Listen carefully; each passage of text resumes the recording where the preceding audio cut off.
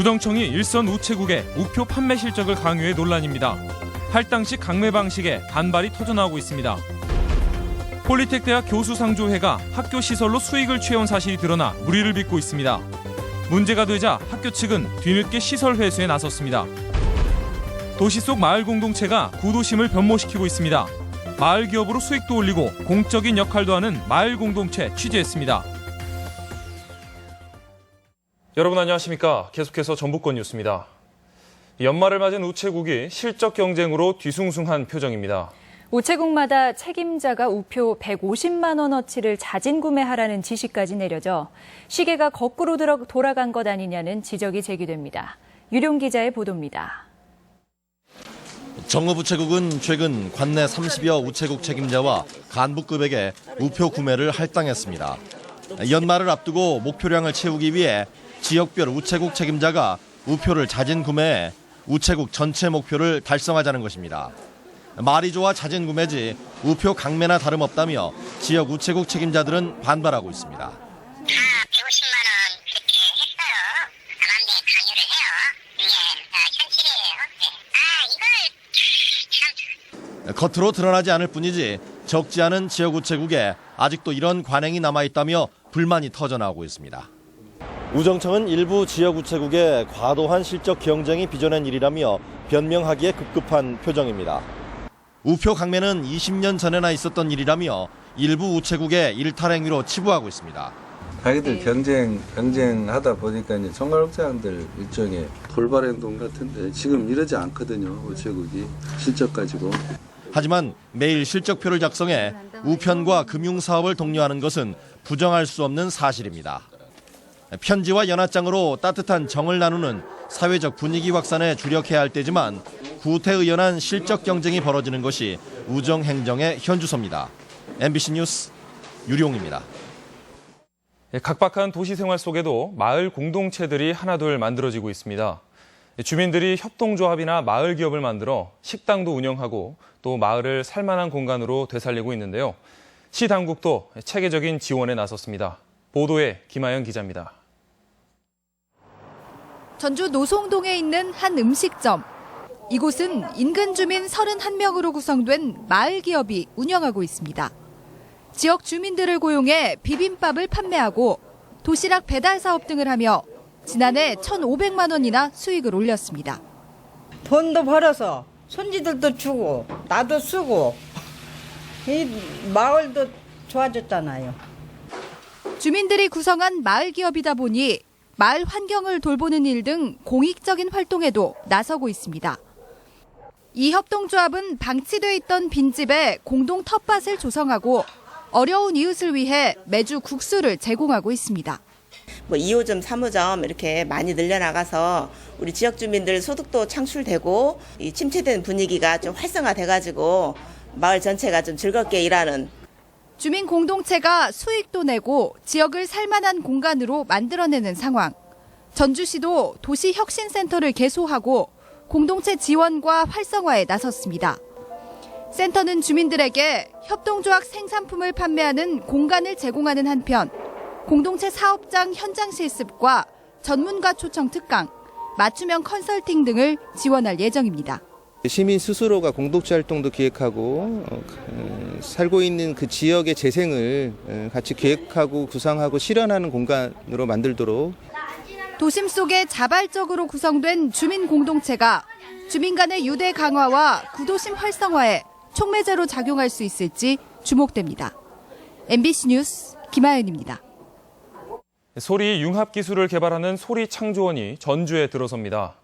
전라북도는 오는 2017년부터 5년간 1,500억 원을 투입해 첨단 기술을 활용해 소리 콘텐츠를 개발하는 소리창조원을 전주 한옥마을 인근에 건립하기로 했습니다. 소리창조원에는 실험 공연장과 레코딩 스튜디오, 아카이브 센터 등이 들어설 예정입니다.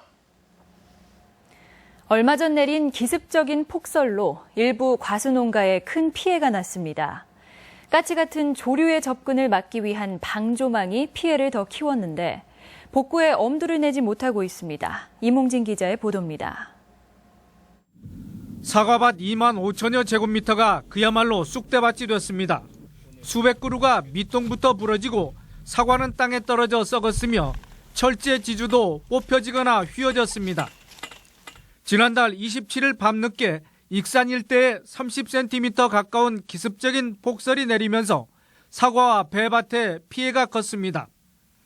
새를 쫓기 위해 설치한 방조망이 눈의 무게를 이기지 못해 도미노식으로 주저앉는 바람에 엎친 데 덮친 격이 됐습니다. 바로 막 쌓이는 속도를 따라가들 보도 한쪽에서 막 뿌직뿌직 소리가 나고 이어오고 결국은 하나씩 무너지더만 전체가 다 무너져 버렸어요. 일부 농민들은 서둘러 방조망을 제거해 피해를 최소화하기도 했지만 열세 농가 11헥타르에서 설해나 동해를 입었습니다. 털었는데 털다가 도저히 안 돼가지고 방조망을 배를 갈라가지고 피해가 그나마 이 정도지. 군 장병과 시청 직원이 나서 복구 작업을 벌였지만 피해 면적이 방대하다 보니 큰 진척을 보지 못했습니다. 사과나 배는 농작물 재해보험 설해 특약에 가입되지 않는 경우가 대부분이어서 해당 농가에서는 보상을 거의 받지 못하고 있습니다.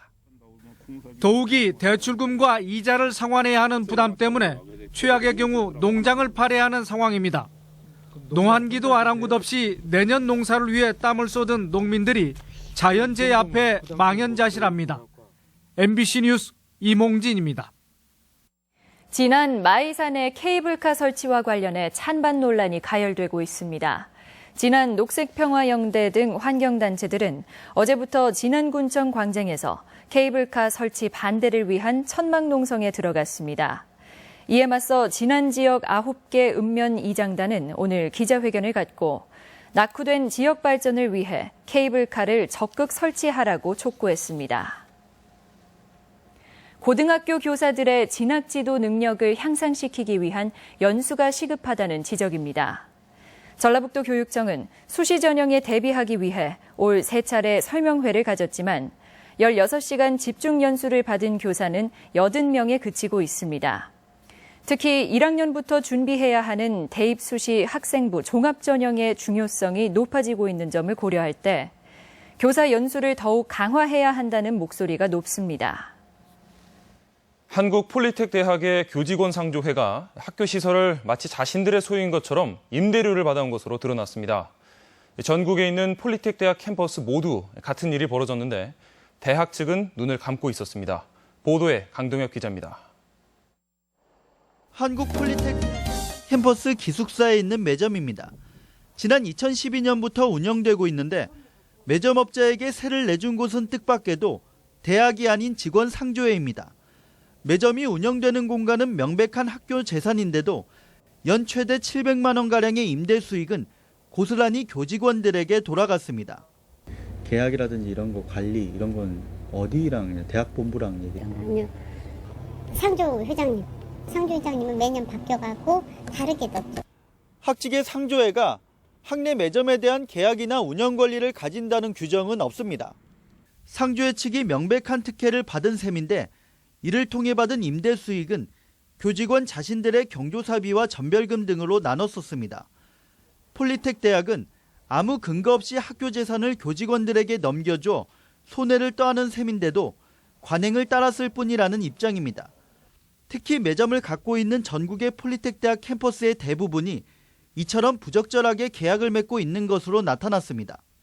매출 발생되는 이익이 작다 보니까 그 부분을 미처 저희가 체크를 다 못했던 부분이고요. 그 부분에 대한 거를 이번에 저희가 다 공감하고 문제점을 인식해서 취재가 시작되자 대학 측은 내년부터 매점을 임대하는 계약 주체를 대학으로 바꾸고 수익금을 법인 통장으로 관리하기로 했습니다. MBC 뉴스 강동엽입니다. 사법시험 폐지 유예 방침에 반대해 도내 법학 전문 대학원생들이 오늘 집단 자퇴서를 제출했습니다.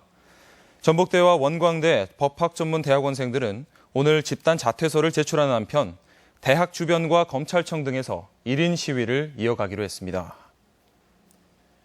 전주 신성여객 회장의 횡령 의혹을 수사하고 있는 경찰이 사용처 추적에 수사력을 모으고 있습니다.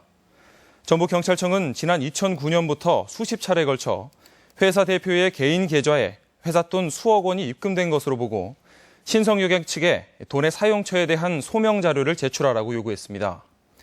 신성여객 측은 혐의를 부인하고 있으며 경찰은 소명 절차가 끝나는 대로 이르면 이달 말 수사를 마무리할 방침입니다.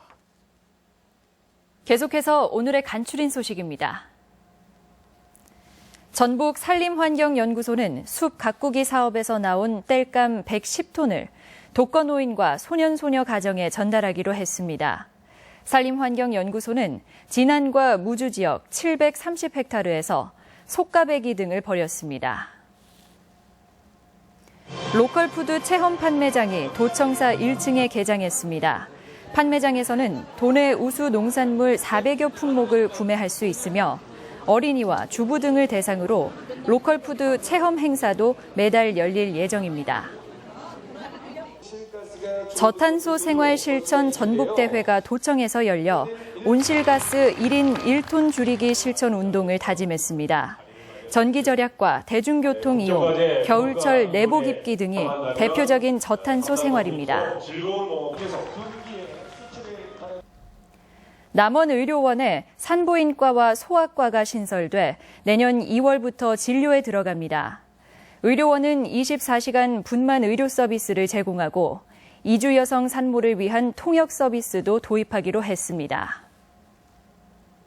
농촌진흥청이 항산화 성분이 많고 단백질 함량이 낮아 맥주 생산에 적합한 검은색 맥주보리 흑호를 개발했습니다.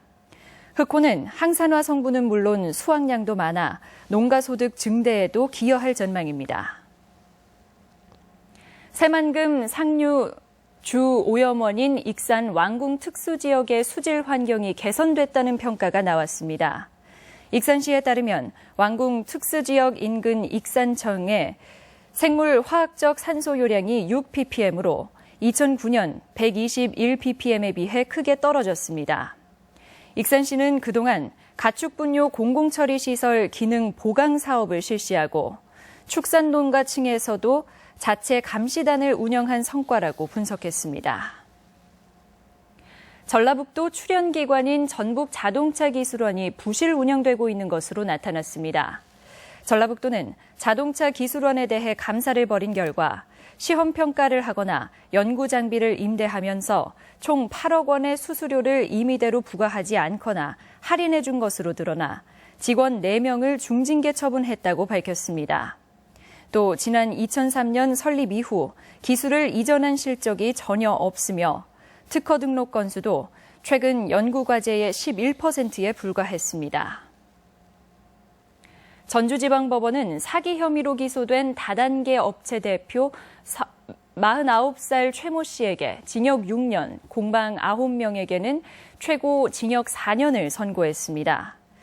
최 씨 등은 지난 2013년부터 서울과 전주 등의 사무실을 차리고 회원으로 가입하면 등급에 따라 쇼핑몰 입점권을 주고 공무원 월급 수준의 돈을 받을 수 있다고 투자자를 속여 186억 7천여만 원을 챙겼으며 피해자 1명은 목숨을 끊기도 했습니다. 전주 교대의 올해 수시 모집에서 도내 출신의 비율이 지난해보다 높아졌습니다. 전주 교육대학교는 도교육감 추천 8명을 포함해 고교 성적 우수자 전형 30명 등 올해 수시 모집 최종 합격자 41명을 발표한 가운데 도내 출신은 지난해 13명에서 올해는 21명으로 전체의 50%로 높아졌습니다. 전북권 뉴스였습니다.